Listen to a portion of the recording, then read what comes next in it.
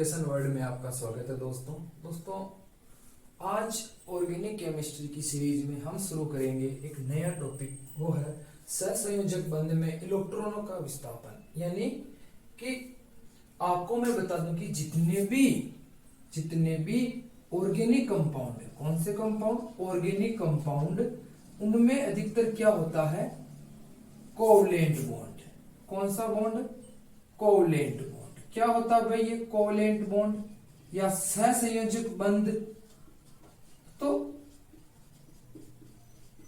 होता क्या है कि जो जितने भी ये परमाणु हैं या जितने भी एलिमेंट्स हैं अपनी पीरियोडिक टेबल के तत्व हैं, वो क्या करते हैं कि उनकी ऊर्जा बहुत ज्यादा होती है, और जिसकी ज्यादा ऊर्जा होती है वो पीरियोडिक टेबल में, या मैं यूं कहूं कि इस इन्वायरमेंट में स्थायी नहीं है। अगर स्थायित्व प्राप्त करना है तो उसके लिए क्या करना होगा कि ऊर्जा को कम करना होगा। क्या करना होगा कि अपनी ऊर्जा को कम करना होगा, जिससे क्या होगा, स्थायित्व बढ़ेगा। ठीक है भैया, स्थायित्व बढ़ेगा। क्या है, energy decrease, stability increase. Okay, तो अब इसके लिए क्या करते हैं कि उनको अपनी एनर्जी कम करने के लिए उनको अपना जो इलेक्ट्रॉन का विन्यास है ये बनाना पड़ता है। ये बनाने से मेरा मतलब है कि भाई उनको क्या करना है कि अगर उनके पास ज्यादा है तो दूसरों को दे देना है, और उनके पास कम है तो उनको दूसरों से ले लेना है। जैसे मैं बात करूं कि भैया Na और Cl की, ठीक, यहाँ Na का जो एटम नंबर या परमाणु क्रमांक होता है 11, ठीक है भैया, और क्लोरीन का होता है 17। अच्छी बात है।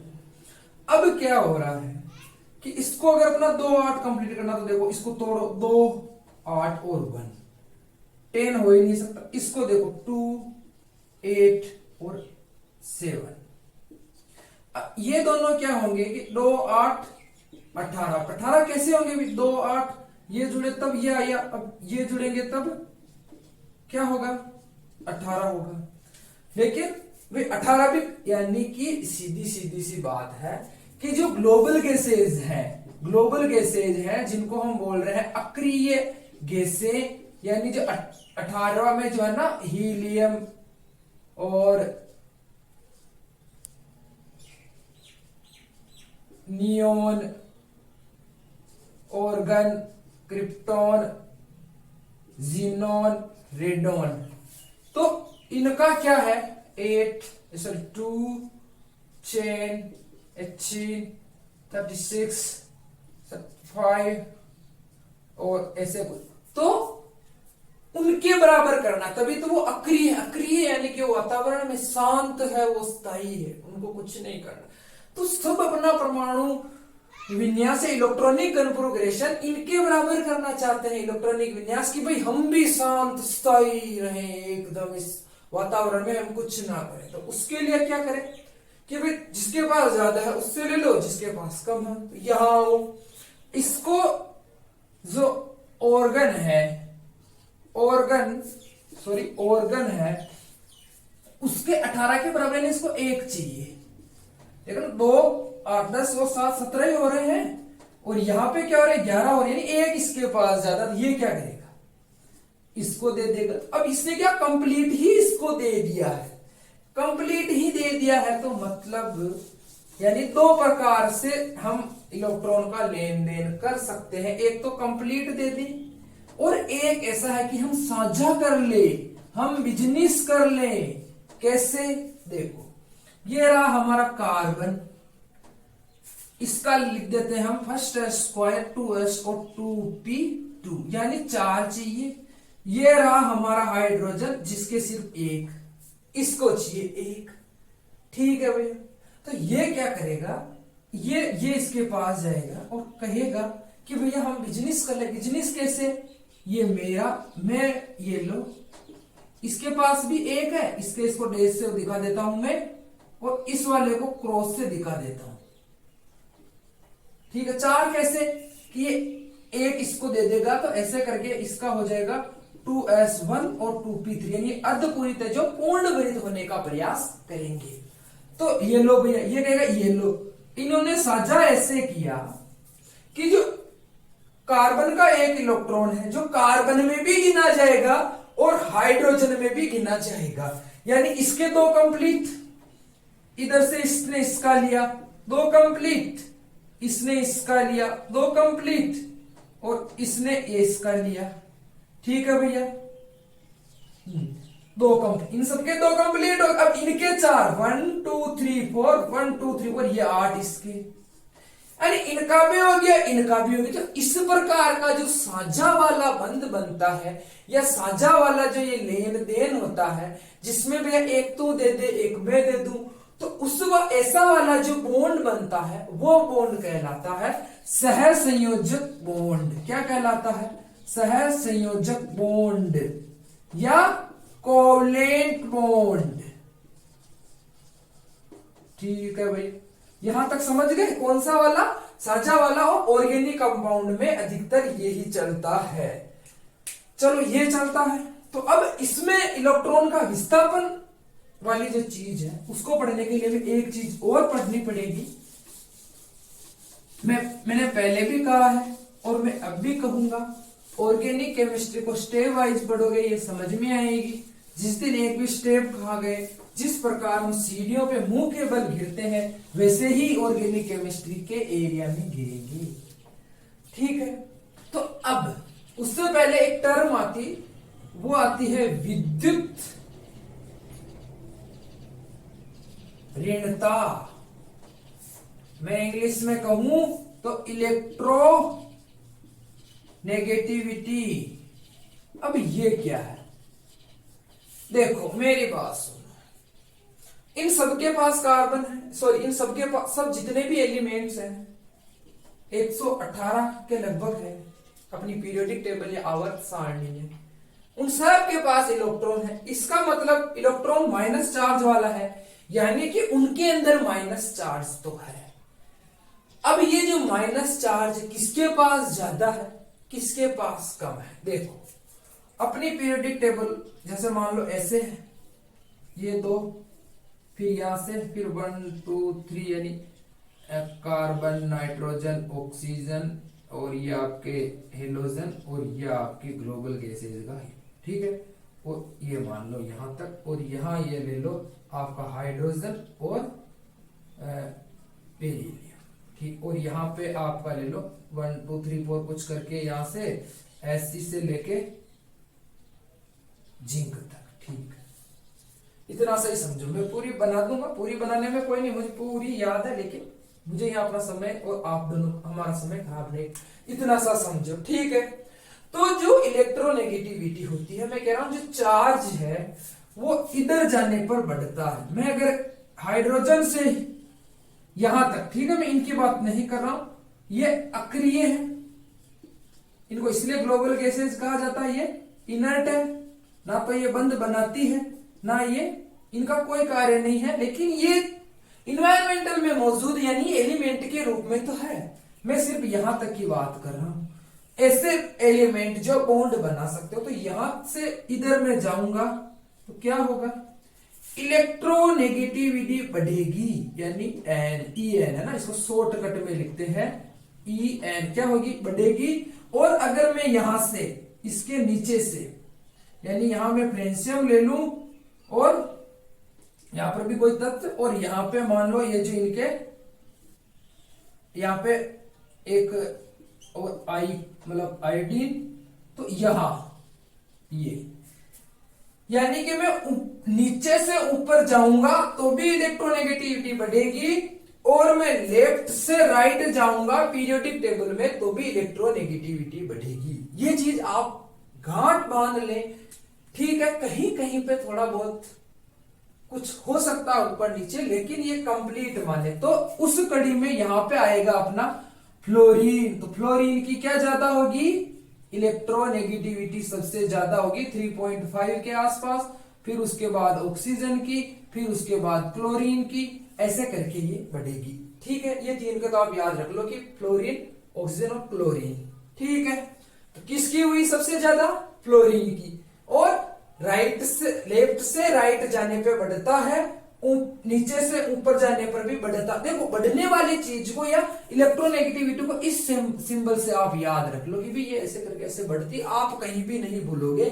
मैं पीरियोडिक टेबल में जब आपको पीरियोडिसिटी आवर्तिता भी मैं पढ़ाऊंगा तब उसमें सारे के सारे जो लक्षण बढ़ते बढ़ते उनको याद करने की ट्रिक बताऊंगा। अभी इलेक्ट्रोनेगेटिविटी की ये ट्रिक याद रख लो, ये एरो याद रख लो, और ये एरो जिधर जा रहा है समझ लो कि भाई उधर क्या हो रहा है, इलेक्ट्रोनेगेटिविटी बढ़ रही है। अब देखो अभी इलेक्ट्रोनेगेटिविटी हमारे क्या काम आएगी, ये इलेक्ट्रोनेगेटिविटी यहां पे काम आएगी कैसे, देखो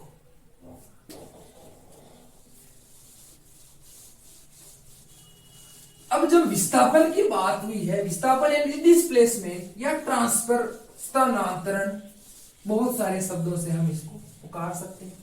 क्या होता है, देखो होता ऐसे है कि जो ऑर्गेनिक केमिस्ट्री उसमें 3 प्रकार के बॉन्ड चलते हैं,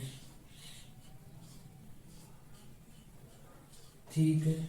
अब क्या होता है कि भैया इन्होंने बॉन्ड तो बना लिया, जैसे मान लो यहां पे कोई कार्बन है और ये मान लो क्लोरीन से जुड़ा है। अब क्या होगा कि इनके बीच में इसका भी इलेक्ट्रॉन पड़ा है और इसका भी इलेक्ट्रॉन पड़ा है, ठीक है, अच्छी बात है, पड़ा तो।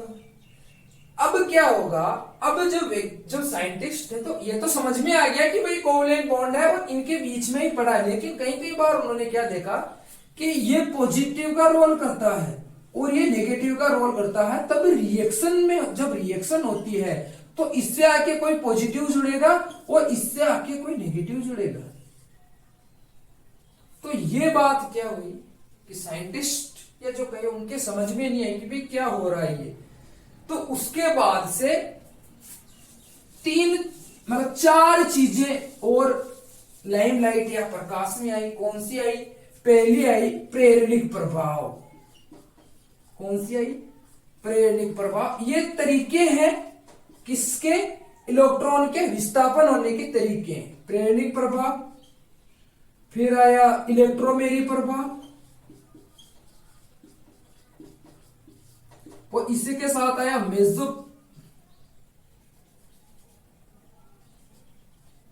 Mesomeric effect. दोनों को एक ही कुछ भी बोल दो, लेकिन वो कहां क्या बोलेंगे वो मैं दिखाऊंगा। और अनुनाद,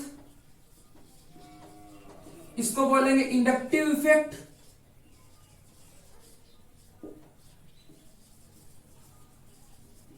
इसको बोलेंगे वही इलेक्ट्रोमेरी ही बोलेंगे।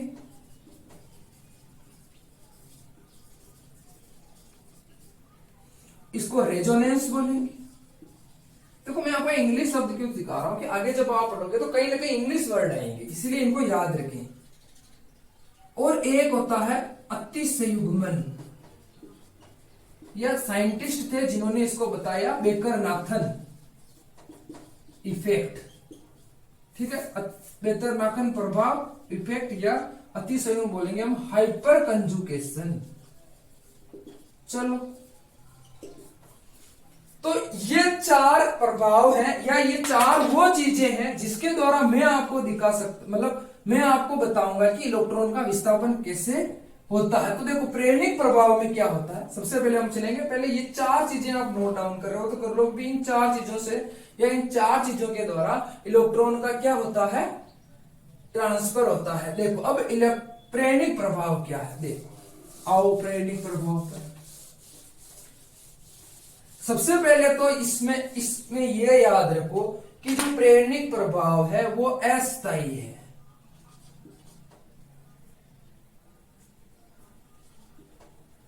क्या है, अस्थायी है।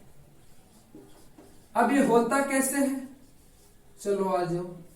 ये ऐसे होता है कि जब 2 असमान विद्युत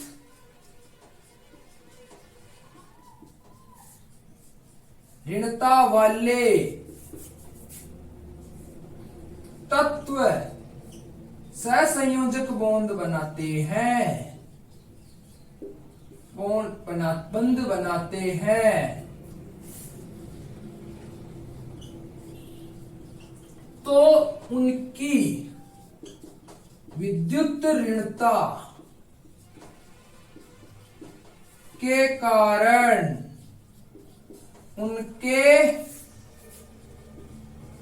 बंध में ध्रुवता, ध्रुवता क्या है अभी बताऊंगा, ध्रुवता या पोलैरिटी उत्पन्न हो जाती है।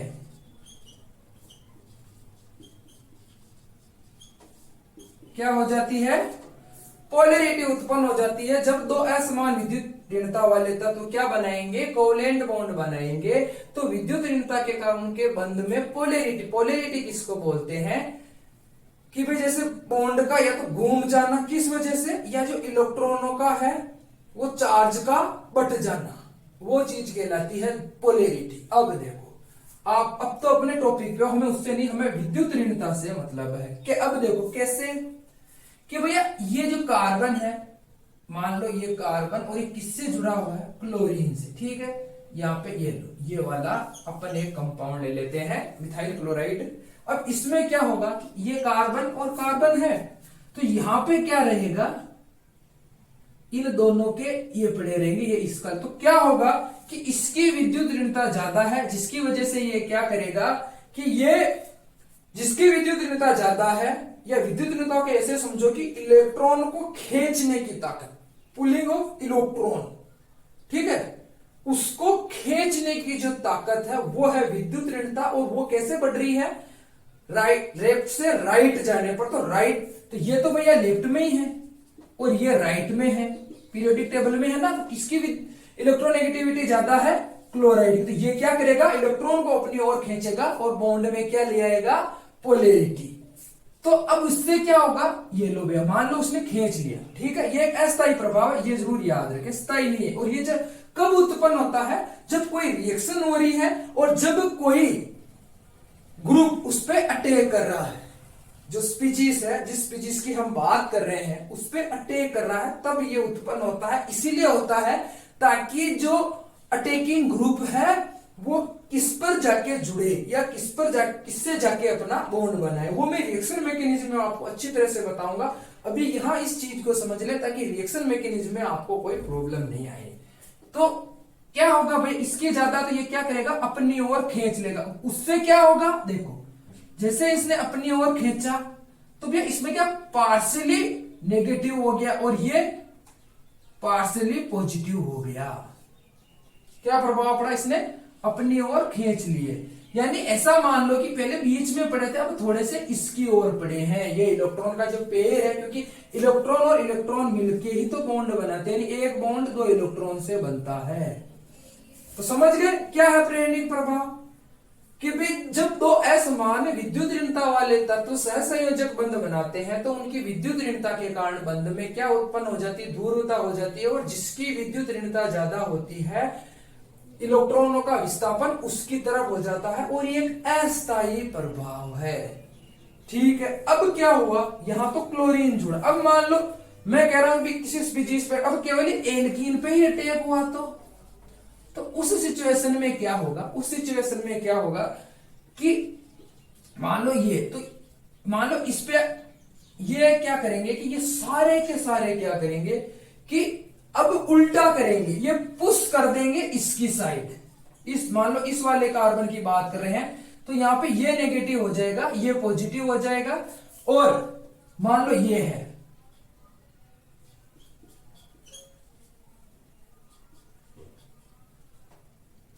तो ये दोनों मिलके क्या करेंगे कि इस पर उसको पुल करेंगे, और ये नेगेटिव और ये पॉजिटिव हो जाएंगे। तो इसके बाद क्या हुआ कि हमारे पास दो प्रकार के क्या हुए, ग्रुप आए। कौन से ग्रुप आए, दो प्रकार के।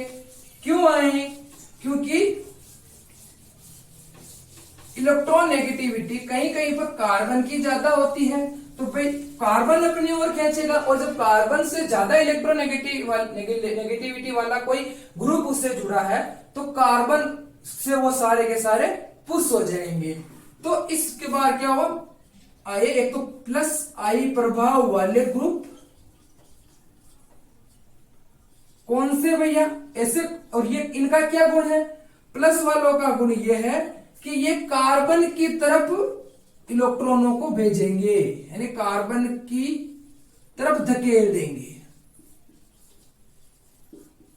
और ये कौन से हैं, ये है एक जो मिथाइल ग्रुप और जो एल्किल ग्रुप की बात कर रहा हूं वो यही है, यानी ये और ये सिर्फ 3 जो बंद है वहां तक ही प्रभावी है।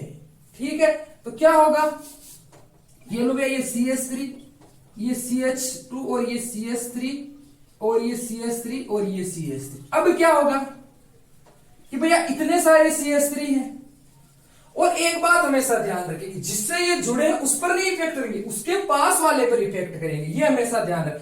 तो ये सारों ने क्या, ये सारे क्या करेंगे, इलेक्ट्रोनेगेटिविटी को इसकी ओर पुश कर देंगे। चलो इसकी ओर पुश कर दिया, तो ये वाला कार्बन तो हो गया सॉरी नेगेटिव, क्योंकि इलेक्ट्रॉन इसकी ओर आ गए हैं, और ये वाला हो गया नेगेटिव पार्शली। ठीक है, पार्शली यानी क्या बोलते हैं जिसको हिंदी में, यानी थोड़ा सा, बिल्कुल माइनर सा चार्ज आ जाता है जो गिना नहीं जा सकता। सिर्फ हम क्या कर रहे हैं, ये कल्पना है कि हम जब रिएक्शन कर रहे हैं तो कौन सा पदार्थ, मतलब कौन सा जो एलिमेंट है वो कहां जुड़ेगा, समझ गए क्या, दूरी डिपेंडेंट है।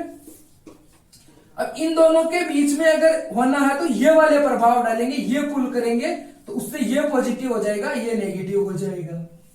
चलो ये आ गया। अब ऐसा, ये तो हो गया पॉजिटिव। एक पॉजिटिव आता है ग्रिग्नार रिजेंट या ग्रिग्नार अभिकर्मक में भी अपने को देखने को मिलेगी, वो होता है RMgBr। यहाँ R एल्किल ग्रुप है तो इन दोनों के बीच में होगा, तो ये तो हो जाएगा पॉजिटिव और ये हो जाएगा नेगेटिव, ये Mg तो इधर है और कार्बन इस साइड है। अब उसके बाद आए माइनस प्रभाव वाले। अब माइनस प्रभाव वाले कौन से, यानी माइनस आई इफेक्ट। ठीक है, इसको ऐसे बोलते हैं minus I effect and positive I effect. Minus I effect वाले क्या है, माइनस आई इफेक्ट वाले वो है जो क्या करेंगे, इलेक्ट्रॉन को खींच लेंगे, यानी कार्बन से खींच लेंगे। वो कौन से होंगे, जिनकी इलेक्ट्रोनेगेटिविटी कार्बन से ज्यादा है। तो ग्रुप कौन से है, देखो NO2 है, सबसे ज्यादा ये करता है, फिर ये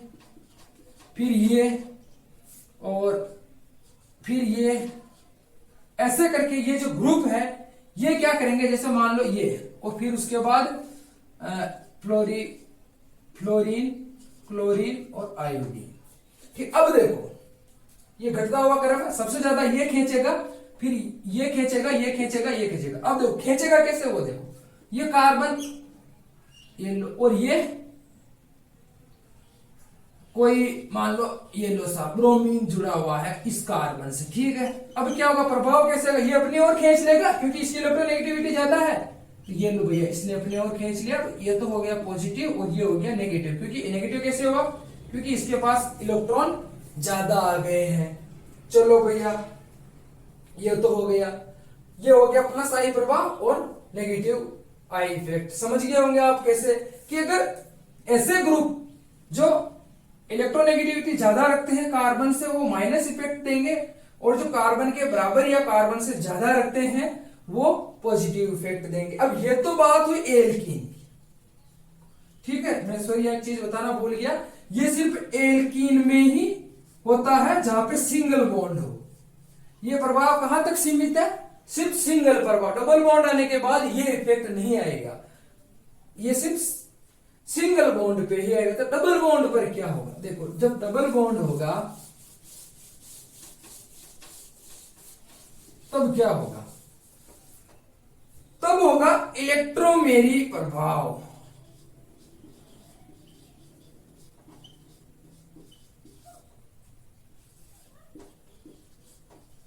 या इलेक्ट्रोमेरी इफेक्ट।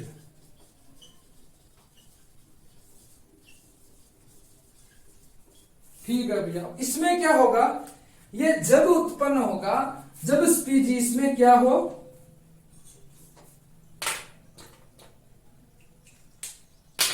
क्या हो, डबल बॉन्ड या बहुबंध हो। बहुबंध हो तब वहां पे क्या होगा, इलेक्ट्रोमेरी इफेक्ट ये वैसा का वैसा ही है, लेकिन इसमें जो इलेक्ट्रॉन का स्थानांतरण होता है वो स्थायी होता है।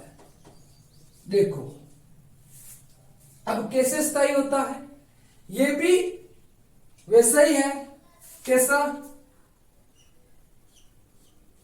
कि मान लो आपका ये कार्बन है, ठीक है, ये मैंने आपको बता दिया बहुबंध में होता है, ये स्थायी है। ये भी दो प्रकार का होता है, plus E effect. Plus E effect में क्या होता है, जब कार्बन और कार्बन के बीच में डबल बॉन्ड है और तो क्या होगा कि इधर कोई ग्रुप जुड़ा है, मान लो ये CH3, तो ये क्या करेगा अपनी ओर इधर खींच लेगा इसको, मतलब इधर पुल कर देगा, तो ये स्थायी तरीके से ये हो जाएगा नेगेटिव, ये हो जाएगा पॉजिटिव। अगर इधर कोई कौन सा ग्रुप जुड़ रहा है जिसकी इलेक्ट्रोनेगेटिविटी कार्बन के बराबर है, तो वो कौन सा देंगे, प्लस ई इफेक्ट। सीधी सी बात, जैसे प्लस आई इफेक्ट है वैसे प्लस ई इफेक्ट, सिर्फ यहां डबल बॉन्ड आएगा और चार्ज पूर्णतया इधर ट्रांसफर हो जाएगा। यानी चार्ज का मतलब यहाँ पे इलेक्ट्रॉन है, इलेक्ट्रॉन का विस्थापन स्थायी तरीके से होगा।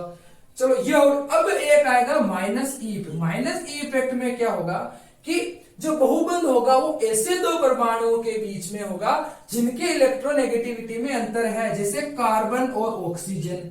ये पोजीशन कब आती है, या ये वाला सिंबल है, या तो ये कार्बोक्सिलिक एसिड में होगा या ये होगा आपका एल्डिहाइड और कीटोन में। देखो तो क्या होगा भैया, इसकी इलेक्ट्रोनेगेटिविटी ज्यादा, ये चार्ज को अपनी ओर खींच लेगा, तो ये हमारा कार्बन और इसने अपनी ओर खींच लिया, तो ये तो हो गया नेगेटिव और ये हो गया पॉजिटिव। अब ये कहां काम आएंगे नेगेटिव पॉजिटिव, रिएक्शन मैकेनिज्म में काम आएंगे। जब रिएक्शन होगी, अटैकिंग ग्रुप अटैक करेंगे, तब अटैकिंग ग्रुप कहां पे जाके अटैच होंगे, उनके लिए ये बहुत जरूरी है। तो ऐसे हो गया, ये हो गया minus I effect. Minus I effect कब होगा, जब इलेक्ट्रोनेगेटिविटी में अंतर है, और प्लस क्या होगा जब इनके बराबर है। अब मैंने आपको बताया था मेसोमेरिक इफेक्ट। देखो मेसोमेरिक इफेक्ट है, ये भी कब होता है, जब चार्ज बेंजीन हो, क्या हो यहाँ पे जो ग्रुप हो बेंजीन हो और बेंजीन से कोई ग्रुप जुड़ा हो, मान लो यहाँ पे CH3 जुड़ा हो। अब क्या करेंगे, तो वैसा का वैसे ये CH3 क्या करेगा कि ये तो अंदर ही करेगा, तो यहां पे क्या होगा कि यहां पे पॉजिटिव और यहां पे पॉजिटिव इफेक्ट आएगा। और अगर यहां पे कोई नेगेटिव ग्रुप है, जैसे मान लो ये, तो वो क्या करेगा,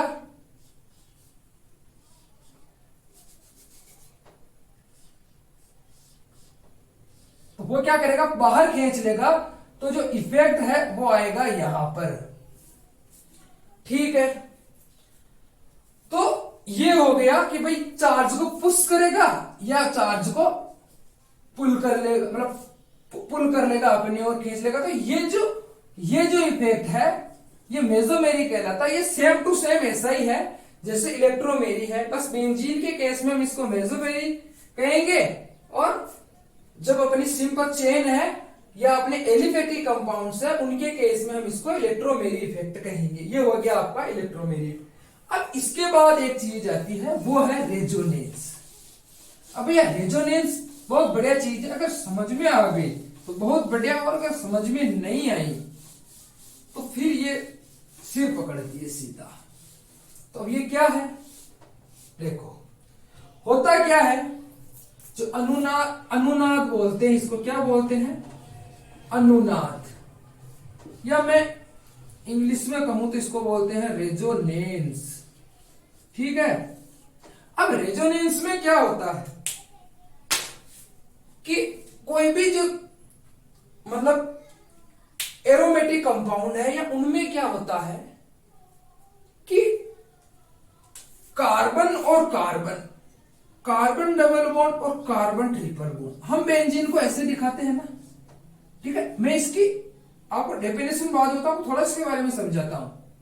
हम कार्बन को ऐसे भी लिखते हैं, हम कार्बन को ऐसे भी लिखते हैं, और हम कार्बन को ऐसे भी लिखते हैं।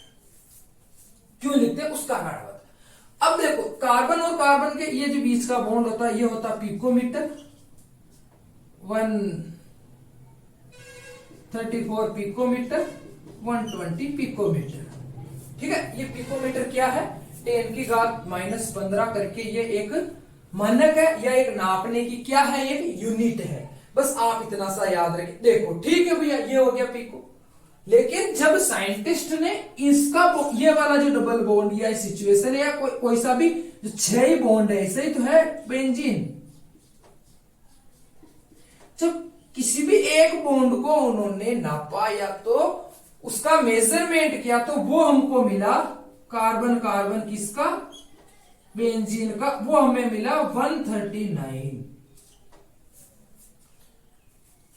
भैया 139, तो ये क्या थी, समस्या हो गई ना कि यार ऐसे कैसे, भाई यहां डबल बॉन्ड है तो वो भाई यहां डबल बॉन्ड, इसको तो यार जब ये हम मान रहे हैं कि इसके 3 जगह डबल बॉन्ड है, तो जब 3 जगह डबल बॉन्ड है तो फिर ये अंतर क्यों आया। तो इस चीज को बोला इलेक्ट्रॉनों का विस्थानीकरण।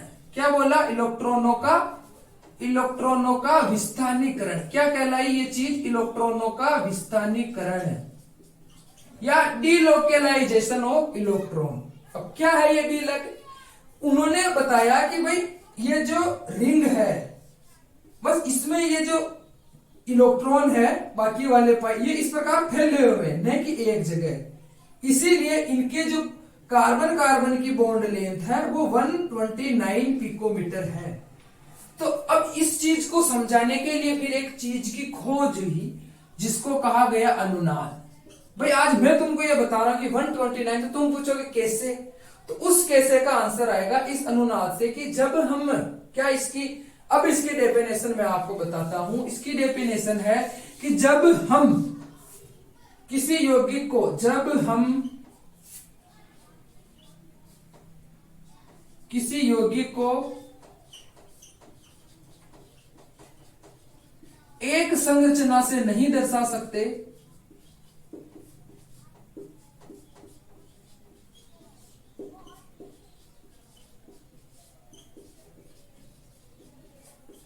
तो हम क्या करते हैं, उसकी विभिन्न संरचनाएं बनाते हैं जिससे उसको दर्शाते हैं। वो संरचनाएं क्या कहलाती है, अनुनादी संरचनाएं। और जो अंतिम संरचना कहलाती है, जो कि उसकी वास्तविक संरचना जैसी होती है, उसको कहते हैं अनुनादी संकर। ठीक है, अब दर्शाते कैसे हैं, अब ये भी अनुनाद भी वापस 2 प्रकार का हो गया। कितने प्रकार का, 2 प्रकार का। चूंकि इसकी स्पेलिंग आर से शुरू हो रही है, इसलिए प्लस आर वाले और माइनस आर वाला। प्लस आर वाले कौन से, कि ऐसे ग्रुप जो बेंजीन की रिंग को अपना इलेक्ट्रॉन देते हैं, ऐसे ग्रुप जो बेंजीन रिंग को इलेक्ट्रॉन प्रदान करते हैं। अब इलेक्ट्रॉन कौन प्रदान करेगा, जिसके पास लोन पेयर हो या जिसके पास पहले से इलेक्ट्रॉन हो। जैसे मैं कहूं कि फिनोल का OH ग्रुप, अमीन का NH2 ग्रुप। अब कैसे प्रदान करेगा, आपसे यही होगा, आपको बोलेंगे कि ये फिनोल है या ये एनिलीन है। एग्जाम में सीधा सा 2 नंबर का क्वेश्चन आएगा कि इनकी अनुनादी संरचनाएं बनाइए। तो अब ये प्लस वालों का, और वहां पे R प्लस नहीं पूछेंगे, लेकिन जब हम संरचना बनाएंगे तब जरूरत पड़ेगी। ठीक है, अभी मैं बताऊंगा। अब माइनस R वाले कौन से, ऐसे जो बेंजीन रिंग से अपना मतलब इलेक्ट्रॉन खींच या तो नहीं और खींच लिया, वो कौन से भैया, वो होते हैं ये NO2 नाइट्रो। ठीक है, मैं इसको ऐसे क्यों लिख रहा हूं, ये जरूरी है, क्यों है अभी बताऊंगा। और भी बहुत सारे हैं, एक बार के लिए इसको समझो। ठीक है, ये क्या करेगा, खींच। अब ये अनुनाद अपने लिए क्यों जरूरी है, क्योंकि जब हम बेंजीन की रिएक्शंस करेंगे तब क्या आएगी, 3 चीजें आएगी, आर्थो, मेटा और पेरा। क्या है इसके बारे में आपको बाद में बताऊंगा। तो वहां अपने को जरूरत पड़ेगी। अभी मैं चलो एक बार आपको मैं आर्थो मेटा पैरा पहले बता दूं। जैसे कि भैया ये अपना बेंजीन है, ठीक है, ये अपना बेंजीन है और ये भी अपना बेंजीन, ये बेंजीन, ये बेंजीन, ये बेंजीन। अब मान लो तो जो बेंजीन है आर्थो मेटा और पेरा। अब जब बेंजीन में क्या होता है, मान लो ये इसको 1 देंगे, इसको 2 देंगे, इसको 3 देंगे, इधर भी गिनेंगे तो ये आएंगे 1 2 3। अब मान लो कोई एलिमेंट्स आके इससे अटैच हुआ, किससे, बेंजीन रिंग से, मान लो यह ब्रोमीन ही है, तो अगर यहां पे अब ये ब्रोमीन यहां पर लगा है 1 पे, तो हम कहेंगे आर्थो। अगर ये 1 और 3 पे लगा है, ठीक है, इसको 4 6 5 6 5 6 4 5 6, ठीक है। तो अगर किस पे, ये किस पे लगा तो हम बोलेंगे भी ये मेटाब्रोमीन है। और अगर 1 और 4 पे लग गया, 1 3 1 1, ठीक है, केवल 1, ठीक है, तो ये कहलाएगी आर्थो। जब केवल 1 पे लगा है, जब 1 और 2 पे लगा तो ये पोजीशन कहलाएगी मेटा और ये कहलाएगी पेरा। अब ऐसे क्यों कहलाएगी, क्योंकि ये व्युत्पन्न पद्धति में ऐसा बोलते हैं। अब यहां पे लगेगा तो भी 3 ही गिना जाएगा और यहां पे लगेगा तो भी, मतलब यहां पे सॉरी हाँ यहां पे और लग जाएगा तो वो कहलाएगी आर्थो पोजीशन। 1 3 पे लगेगी तो मेटा पोजीशन और 1 4 पे लगेगी तो पेरा पोजीशन। जब इन चीजों को दिखाने के लिए या जहां पे रिएक्शंस होगी, कंपाउंड आगे कहां पे लगेगा, पेरा पे लगेगा, मेटा पे लगेगा, या पेरा पे लगेगा, मेटा पे लगेगा या आर्थो पे लगेगा, तो उस चीज को दिखाने के लिए हमें रेजोनेंस की जरूरत पड़ेगी। अब रेजोनेंस कैसे होता है, तो आओ हम एक एक ग्रुप लूंगा मैं, वो आपको मैं यहां पे दिखाऊंगा। तो सबसे पहले मैं लेता हूं +R वाला ग्रुप, सबसे फेमस फिनोल।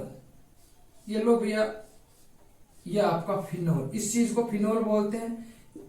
और इस भैया के पास क्या है, 4 अयुग्मित इलेक्ट्रॉन है, 2 लोन पेयर, जिसमें से ये एक लोन पेयर क्या करेगा, इसको देगा, ठीक है। देखो यहां पे हो, तो जैसे ही पूरा लोन पेयर आया, मैंने कहा 2 इलेक्ट्रॉन एक बॉन्ड के बराबर होते थे, ये बॉन्ड बन गया और ये पॉजिटिव हो गया, क्योंकि इसका क्या हो गया, इलेक्ट्रॉन कम हो गया तो इसका पॉजिटिव हो गया। अब तो अब यहां आया तो 2 डबल बॉन्ड तो साथ नहीं रह सकते, सीधी सी बात है। तो ये बॉन्ड क्या होगा, यहां आ जाएगा। तो जैसे ये बॉन्ड यहां आएगा, यहां आ गया माइनस, और ये बॉन्ड अपना वैसा का वैसा ही, और ये बॉन्ड अपना वैसा का वैसा। अब ये पोजीशन तो रह नहीं सकती, तो आगे क्या होगा कि ये तो यहां बॉन्ड बना लेगा और ये भैया अपना यहां चला जाएगा। जो नेक्स्ट वाला बॉन्ड है, इसमें क्या बस आगे से आगे अपने को खिसकाते जाना है। ये डबल बॉन्ड है, इसको अपने को परेशान करना ही नहीं है। तो यहां पे बॉन्ड बन गया, यहां पे बॉन्ड बन गया और यहां पे आ गया ये नेगेटिव। अब क्या होगा, देखो, क्योंकि मैंने कहा ना कि डीलोकेलाइजेशन, ये डीलोकेलाइजेशन हो रहा कि कैसे इलेक्ट्रॉन इस बेंजीन रिंग के अंदर घूमते हैं। मैंने कहा ना रेजोनेंस में घूमते, देखो घूम रहा है। अब क्या होगा कि ये आ जाएगा यहां और ये आ जाएगा यहां, मतलब इसमें एरो को खास ध्यान रखना कि जहां एरो जा रहा है वहीं पर ये जाएगा, ठीक है। तो यहां पे आ गया नेगेटिव, ये पॉजिटिव और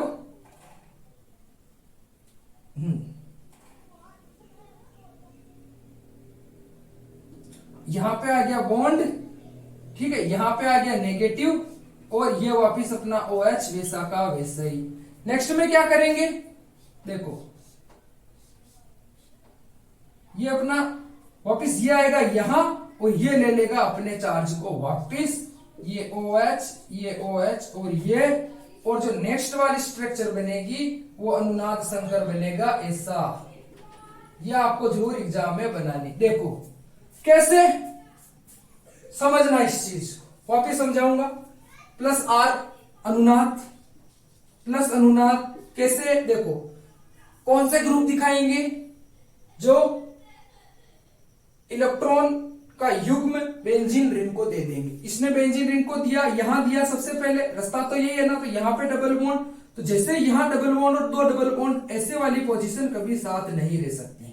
कैसे रहेगी? नहीं रह सकती। ठीक है भैया, तो यहां आया तो यहां जैसे आया तो भी यहां का इलेक्ट्रॉन उठ के यहां आ गया, तो इलेक्ट्रॉन को नेगेटिव चार्ज से दर्शाते हैं। ठीक है, ऐसे इसको हमें ऐसे बनाना है, ध्यान रखें, ये जो मैंने बनाना सिखाया ऐसे ही आपको बनाना है। और यहां पे हमें ये जरूर दर्शाना है कि भाई कौन सा कहां जो बॉन्ड है वो कहां जा रहा है। ठीक है, समझ गए? अब नेगेटिव वाले कौन से, आओ एक बार नेगेटिव भी चर्चा कर ले। नेगेटिव वाले में क्या होता है कि जो नाइट्रो ग्रुप होता है, नाइट्रो ग्रुप पे क्या होता है कि 2 ऑक्सीजन ग्रुप जुड़े हैं। कितने ग्रुप जुड़े हैं? 2 ऑक्सीजन ग्रुप। इसकी वजह से ये इतना इलेक्ट्रोनेगेटिव हो जाता है कि ये बेंजीन रिंग से भी इलेक्ट्रॉन को अपनी ओर खींच लेता है। तो ये लोग इसने इस वाले को अपनी ओर खींच लिया, तो ये वाला प्रभाव क्यों होगा? क्योंकि एक जो नाइट्रोजन वो 3 बॉन्ड ही तो बना सकता है। अगर यहां पे 1 2 3 और ये वाला जो बॉन्ड होता है इसको कोऑर्डिनेशन बॉन्ड बोलते हैं। वो क्या है कि इसमें सिर्फ ये इस वाले नहीं अपने यहाँ पे इलेक्ट्रॉन दे रखे, 3 प्रकार के बनते हैं। इसको एक बार के लिए छोड़ दो, इसलिए इसको एरो लगा के रखें। ठीक है, तो भाई इसने खींचा, तो खींचेगा तो यहीं से है ना, अभी तो यहां पे पड़े हैं ना, और तो जैसे इसने खींचा तो यहां का भी यहां चला जाएगा। उसका रीजन ये कि भाई ये एक बार में 3 बंदी तो बना सकता है नाइट्रोजन। चलो इसने खींच लिया, तो इसने खींचते क्या पोजीशन आई, चलो वो देखते हैं। ये अपना N, ये यहां पे जैसे ये नेगेटिव हो गया, अभी इसने अपना वापस ले लिया, भाई मुझे अपना वापस दे दे, और यहां से खींचा तो यहां क्या हो गया, प्लस प्रभाव पड़ गया, और ये अपना बॉन्ड, ये अपना बॉन्ड, और यहां पे बन गया डबल बॉन्ड। क्यों बना डबल बॉन्ड? दोनों में मतलब क्यों बना? क्योंकि यहाँ के इलेक्ट्रॉन यहां पे ट्रांसफर हो गए। चलो नेक्स्ट चलते हैं।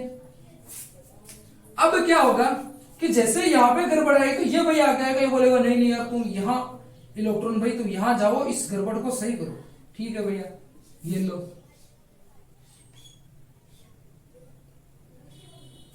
और तो उससे क्या होगा कि यहां तो पॉजिटिव इफेक्ट आ जाएगा और यहां पर बन जाएगा बॉन्ड।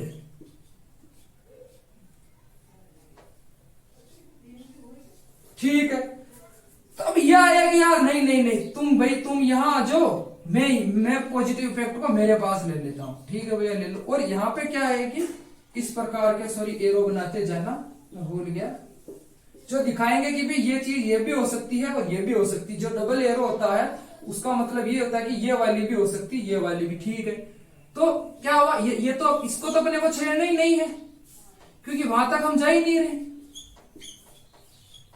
ये हमेशा नेगेटिव। ठीक है, जैसे आया कि नहीं नहीं भाई तो ले भाई आजा, तो इसने यहां दिया तो यहां डबल बॉन्ड और यहां ये, और अब पॉजिटिव इफेक्ट यहां आ गया। अब क्या होगा, ये वाला कहेगा ये ले यार तू वापिस ले ले, लेकिन बॉन्ड तो तू वापिस बना, क्योंकि इस पोजीशन में ये रह नहीं सकती ना, ये अस्थायी संरचनाएं हैं। तो यहाँ पे ये बॉन्ड, ये बॉन्ड, ये बॉन्ड, और ये वापिस अपना ओ, इसने वापिस क्या किया, अपना चार्ज वापिस यहां दे दिया, ये ओ, और ये हो गया। और लास्ट में वापिस यही अनुनाद संकर कौन सा बनेगा, ये लो भैया अपने इलेक्ट्रॉनों का डीलोकेटाइजेशन, और ये अपना नाइट्रो ग्रुप। ठीक है, और ये अपनी ये वाली एरो। ठीक है, समझ गए कि भाई क्या हुआ। देखो मैं एक बार वापिस समझाता हूं। नाइट्रोजन इतना अधिक विद्युत ऋणी क्यों हो गया, क्योंकि उससे 2 ऑक्सीजन ग्रुप जुड़े हैं, और ऑक्सीजन ग्रुप सेकंड नंबर का वह एलिमेंट है जिसका इलेक्ट्रोनेगेटिविटी चार्ज सबसे ज्यादा है। तो इसने क्या किया, इसके जुड़े हुए थे, इसके प्रभाव से इसने इलेक्ट्रॉनों को अपनी ओर खींच लिया। ठीक है भाई, अपनी ओर खींच लिया, तो जैसे यहां से जाएगा, तो यहां से खींच लिया, तो यहां बॉन्ड बनेगा, तो यहां प्लस इसलिए रहा कि भाई इलेक्ट्रॉन 2 है ना, तो दोनों इलेक्ट्रॉन यहां ट्रांसफर हो गए, तो यहां पे पॉजिटिव आ गया। तो ऐसे क्या करना है, ऐसे इस बॉन्ड को हमें ट्रांसफर करते जाना और दिखाना है, और हमें क्या बनानी है, ये अनुनाद संरचनाएं। और याद रखें, अगर कार्बन अगर चेन है 6 रिंग वाली, मान लो ये अनुनाद ये, तो 6 संरचनाएं बनेगी। ये याद रखिए कि अगर कार्बन कितनी है, 6 रिंग कार्बन रिंग है, तो संरचनाएं 6 बनेगी।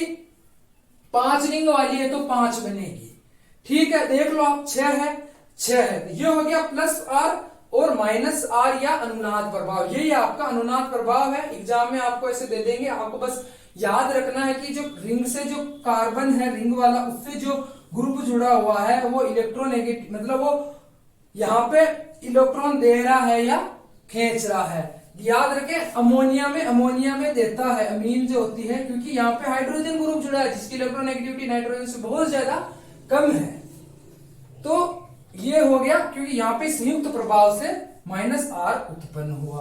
अब ये हो गया आपका रेजोनेंस। अब रेजोनेंस के बाद क्या हुआ कि एक और चीज आई जो पहले नीति नहीं आई थी, वो दिए थे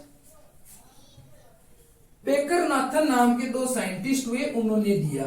ठीक है, पहले उन्होंने बताया था कि ये जो पोजीशन होती है ये वाली, ठीक है, यहाँ पे और ले लो लंबा। ठीक है, यहाँ पर मैं हाइड्रोजन नहीं लगा रहा हूं, क्योंकि मैं लगाऊंगा तो इस चीज को समझा नहीं पाऊंगा। यहाँ पर आप मान लो, तो उन्होंने कहा कि देखो ये वाला हो गया पाई, ये सिग्मा और ये सिग्मा, यानी पाई और सिग्मा, ये वाली जो पोजीशन होती है ये वाली इसको बोलते हैं संयुग्मन। क्या बोलते हैं? संयुग्मन। इसलिए बोलते हैं कि ऐसा माना जाता है कि कभी कभी ये यहां भी ट्रांसफर हो जाता है, यानी ये वाली जो चीज है कभी कभी हम मान सकते हैं कि वो ये वाली भी है। समझ, संयुग्मन का मतलब युग्मन यानी पेड़ के साथ, कभी ये बॉन्ड यहां भी चला जाता है, ऐसे चला गया।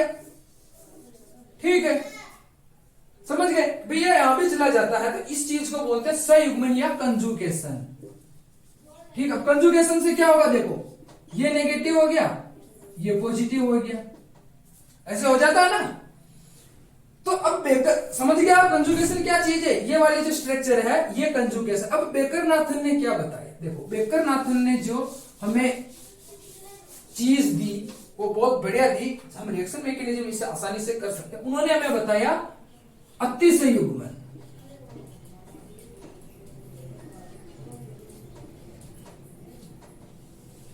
या बेकर नाथन। ठीक है, बेकर नाथन प्रभाव।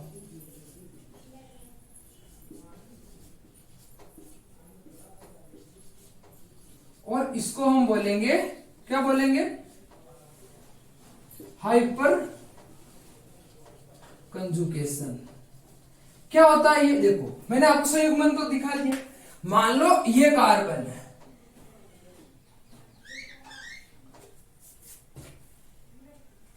क्या है ये? कार्बन। और यहां पे मान लो ये डबल बॉन्ड है, इससे ये हाइड्रोजन जुड़े हुए और इससे भी ये हाइड्रोजन जुड़े हुए।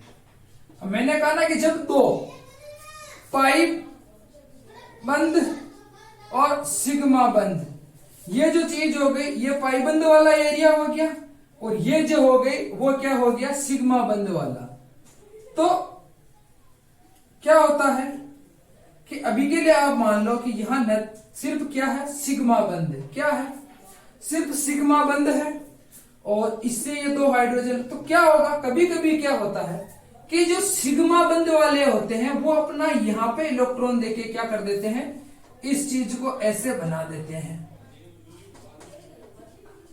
और इस हाइड्रोजन को फ्री कर देते हैं। तो ये हाइड्रोजन हो जाता है पॉजिटिव वाला। तो ये क्या करता है कि ये रिएक्शन मैकेनिज्म में काम आता है कि ऐसे चीज, ये क्या कहला रहा है? ये अतिसंयुग्मन कहला रहा है कि एक हाइड्रोजन ने क्या किया, यहाँ पे डबल बॉन्ड बना के यहाँ पे अपने चार्ज को विस्थापित करके खुद को फ्री कर लिया। तो ये चीज कहलाती है अतिसंयुग्मन। और कभी कभी क्या होता है, मान लो अगर यहाँ पे मान लो कोई पूरा का पूरा ग्रुप ही जुड़ा, तो वो भी अपने आप को यहाँ पे देख के और खुद को वो ऐसे पॉजिटिव बना लेता है।